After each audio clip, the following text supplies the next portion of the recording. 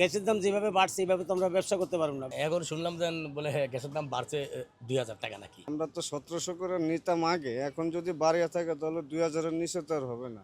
2000 টাকা দিয়ে নিতে গেলে আমাদের সমস্যা হয়ে যাবে, কারণ আমরা তার বাড়িয়ে কিছু নিতে পারবো না। যেমন 10 টাকা একটা চা, 10 টাকার উপরে তো আর নেওয়া যাবে না। কালকে গেছি পরে আমাকে 1900 টাকা রেট বলছে।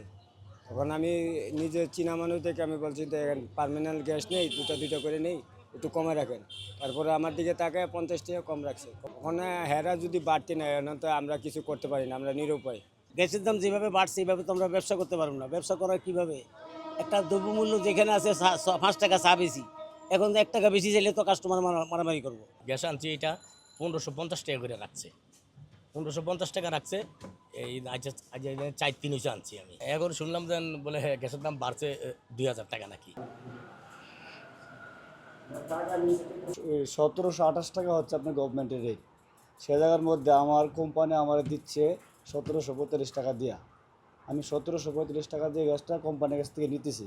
ওখানে আমার ক্যারিং খরচ আছে, আমার স্টাফ খরচ আছে, সবগুলা মিলে আমার 1800 টাকা বিক্রি করলেও আগের মতো প্রফিটটা আসে না।